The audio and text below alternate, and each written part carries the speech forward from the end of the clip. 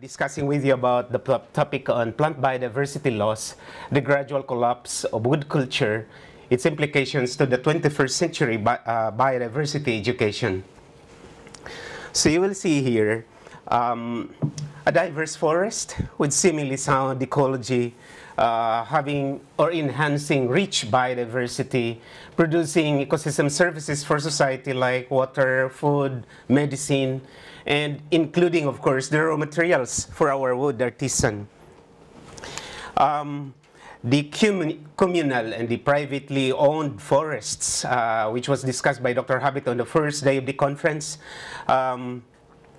they are the ones, including all the forests throughout the Philippines, and if I would say the forests in the world, they are the ones producing wood, of which the wood community had been using. So they have been, in the Ifugao landscape in the northern Philippines, they have been using, they have been crafting several artifacts or several staffs. And also, of course, they cannot forget to craft the bulul, which is the rice god, and also some furnitures. And our artisans are communicating culture in their own wood carving. And the Ifugao villages actually practice wood culture as an art and as a way of living, so that the collapse of wood culture could mean a lot to many people as well. And as you see, there will always be the tendency of people to abuse the use of resources. So what happens? They cut trees, they clear the forest indiscriminately, and they do intensive or extensive Sweden farms, and not even thinking of what will happen in the future, not even thinking of what they will leave to the next set of generation, and in fact, the ecosystem services of this particular forest in the future. So we tried to examine the, we tried to do some vegetation analysis in two forests in the Cordillera just to see what is happening really on the ground. And we did a zonation of vegetation in the forest landscape in the highest mountain peak of Luzon Island. And we found out that when there are disturbances in the higher altitudes, the lower dominants would tend to start the process of succession. So they tried to, the lower dominants would tend to encroach in higher altitudes as well and begin with the process of succession. So this is Mount Pulag, actually one of the most famous mountain in the Philippines, the highest peak in Luzon Island with an extensive forest and a watershed and a sacred forest as well.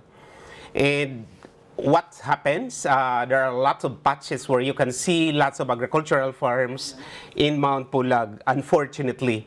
The good news is it supplies the economic needs of the people, the community surrounding this forest. But the bad news is many of the dominants, the oaks, are actually cut and then replaced by the pines. And once the natural fertility of the soil has been depleted, people will transfer to another patch, clear another patch, and the cycle is going on and on. So that in the end, the structural characteristics of the altitudinal vegetation zones of the forest has been affected. So it does not conform with the usual norm of the tropical forests. We tried to see this one again in Mount Akiki, which is also a very high mountain peak, and you will see the same trend. When there are disturbances in the higher altitudes, the lower dominants will tend to encroach and then try to dominate. No, and the oaks will not recolonize the area, even if succession has been going on, because pines tend to be topoedaphic climax, just like the Pinus taiwanensis of Taiwan. And so there is intensive Sweden farming as well in Mount Akiki, and the structural characteristics of the altitudinal vegetation zones of the forest have been greatly altered. And we tried to see the data of the Department of Environment and Natural Resources of the country. They have the 1900 map, of the country, and they have the projected 2000 map of the country, or 1999 to be exact. And you will see they have predicted it well. So we lost so many patches of forest in the year 2000, and therefore a lot of people had been affected, including our wood artisans. 984 species had been declared by the Philippine Department of Environment as endangered or threatened in various categories. This was released in 2017, and this includes a lot of wood that has been used by our artisans, and like our different species of Dipterocarpaceae. We have our Philippine Tectona.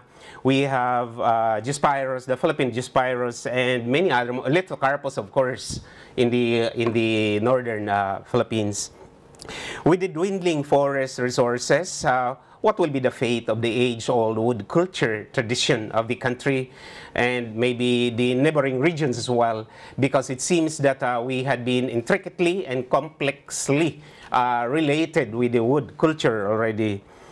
And many actually are using wood of less quality just to sustain carving culture in the country, and also living, of course. And others just stopped and do other jobs. And many use plastic furnitures as well at home, and even in school, in the universities, and in public places as well. But what can we do? Maybe what can we do as to sustain this tradition and heritage, thereby helping as well our artisans and the village people who are intricately interacting with wood culture. So culture can always evolve.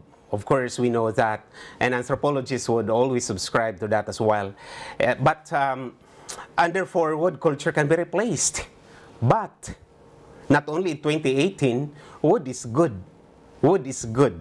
So therefore, even beyond, wood is always good, and therefore we have to do something. There is a need for massive and holistic biodiversity education, as what was implied, or it was discussed by our first speaker, and second speaker. And then we have, including our community of artisans. I think the International Wood Culture Society has done it well this morning when we had our tree planting. And since obviously today's generation is a digital generation, we may try online education. And in fact, here we have the list of countries, the top 14 countries who are always using the internet. Maybe this has been changed now, and there are lots. No? They have been using a lot of data coming from the internet.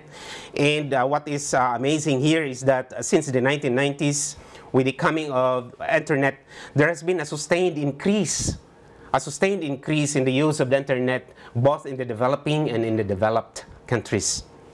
So why not take advantage of the internet in the 21st century biodiversity education? So maybe we can have web-based classes on massive open online courses. We have one at the University of the Philippines dealing with biodiversity education. And we have others which are not on biodiversity actually. We have open online course, mobile learning, use of open educational resources and blogs on biodiversity values, harmony between human and nature, maybe growing of Dipterocarps in your garden, or maybe growing of Tectona in forest over limestone, and many other things. At the University of the Philippines, we follow the framework and the worldview of the open and distance e-learning, where we combine the philosophies of open learning,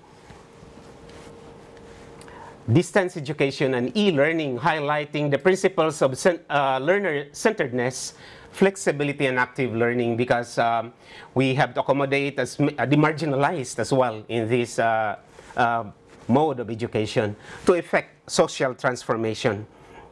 In fact, one of the most conservative, maybe, of all the sciences, the science of botany, responded to the call of UNESCO in 2014 to place all the resources in the web. Because who will use these resources anyway if they will be kept in museums, in herbaria?